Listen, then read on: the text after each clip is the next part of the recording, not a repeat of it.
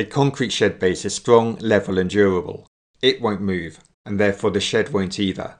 It is made to measure for the shed, very slightly bigger in all dimensions, and very slightly raised above ground level. Making the shed base is hard physical work at all stages. It requires a lot of heavy lifting. This project involved moving about 2 tons each of soil, subbase and concrete. Below the video, I have listed out the materials I used for a shed base for my 12-foot by 8-foot shed.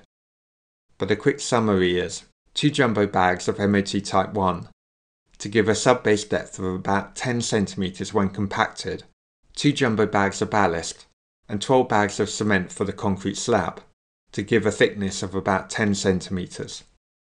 Start by digging out an area about 15 cm below ground level. About half of this depth is used for the subbase and half for the concrete layer on top. The digging required the removal of a lot of earth and tree roots, filling most of the 6-yard skip. I marked out the shed base, allowing a gap of 40 cm between the shed and the fence.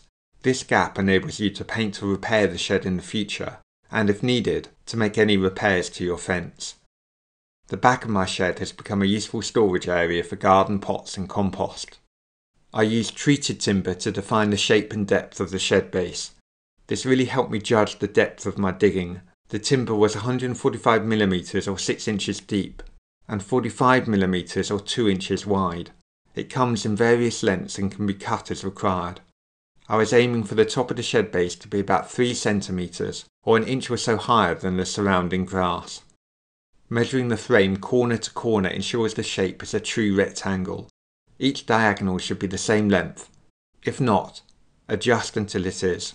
Using a long spirit level ensures that each piece of timber is level. It's worth getting all this right, otherwise the shed base may not be the same shape as the shed itself, or will not be flat.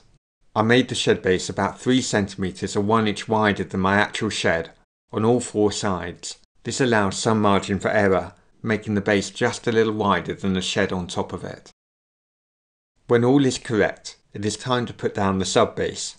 MOT Type 1 is a granular material of different sizes that binds together when compacted to create a strong, well-draining subbase. It is available in jumbo-sized bags for home delivery from builders, merchants and DIY centres.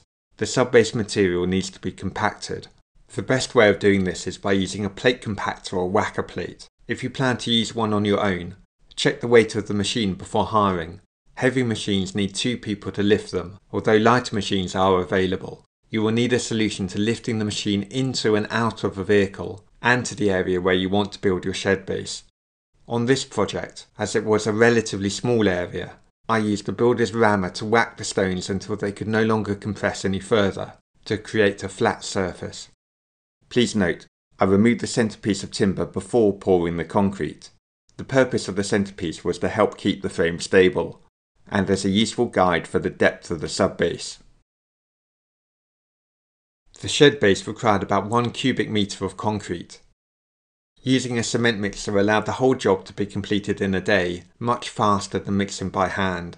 Mixers are cheap to hire, but beware, they are heavy at about 50 kgs, therefore you may need help transporting and assembling one. Another option is a concrete pour, where you order the concrete and a big lorry comes and pours the concrete where you want it. This is great for large areas and where there is easy access. For my small shed base, it was much cheaper to make my own. The concrete was made from 2 jumbo bags of ballast, a mixture of sand and stones, plus concrete. For an even stronger base, you could opt to mix your own sharp sand and aggregate or stones, but for my wooden shed, ready-mixed ballast was good enough and an easier option. I prefer to buy concrete in waterproof bags to keep it dry and make storage easier. Each load in the mixer used 2 buckets worth of ballast, half a bucket of cement, and about half a bucket of water. Using plastic buckets as measures made the job easier to control. Adding the water slowly helps ensure consistency, neither too sloppy or too dry, as shown in the video. On very hot days, you may want to soak the subbase with a hose before laying the concrete. This can help prevent the concrete drying out too quickly. The trick to getting the concrete flat is a long piece of timber that reaches across the frame. This is used in a sawing motion to flatten the concrete until it is at the right level. I used a wheelbarrow to carry each batch of concrete to the shed base. When pouring the concrete, use a spade to spread the concrete out using a gentle chopping motion to push the concrete down to eliminate air pockets. Flattening the concrete using the wood timber can be hard work. When pouring, the concrete needs to be higher than the frame to avoid low spots when flattening, but too much concrete makes it difficult to move the timber across. Trial and error helps with this. Ideally, the whole concrete base is laid in one day to help the concrete bond together as one piece. On a hot sunny day, consider covering the concrete with a tarpaulin to slow down evaporation. Too fast evaporation can sometimes lead to cracks. Ideally, the base will be laid at least 2 days before walking on or constructing a shed.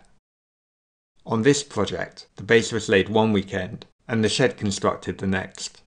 I hope this video helps you build your shed base and that your new shed gives you many years of enjoyment. For more gardening tips, visit my website allotmentbook.co.uk. Don't forget to subscribe to the YouTube channel by clicking the subscribe button. After subscribing, click the bell to ensure you're notified every time a new video is added.